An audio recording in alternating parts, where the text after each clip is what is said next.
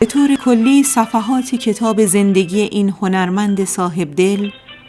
از 3 مرحله ورزش کشتی، هنر نقاشی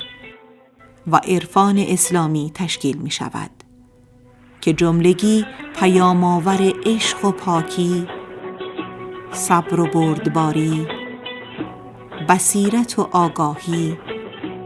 و کمال و جمال رحمانی است. مرحله نخست، ورزش کشتی. آغاز سیر سعودی استاد قمری شریف آبادی در مسیر کمالی از سن 16 سالگی در ورزش کشتی رقم خورد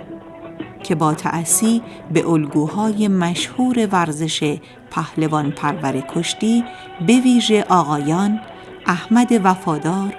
ناصر محمدی و غلامرضا تختی علی رغم وجود فقر و محرومیت به ورزش کشتی سوق داده شدند.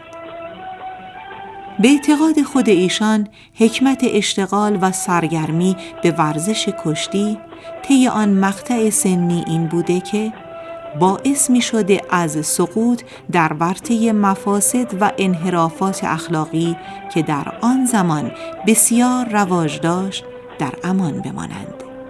و بیشتر وقت خود را در باشگاه و همراهی و رفاقت با کشتیگیران و مربیان این رشته ورزشی بگذرانند و در نتیجه به زیور مروت و جوانمردی آراسته گردیده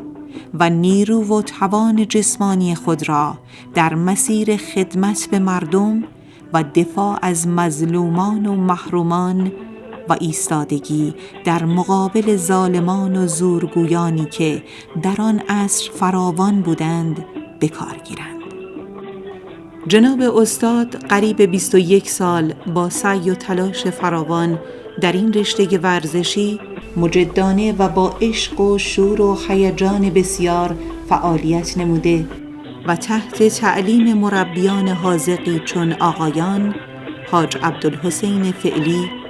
رحمت الله غفوری، عبدالله زاره، ناصر محمدی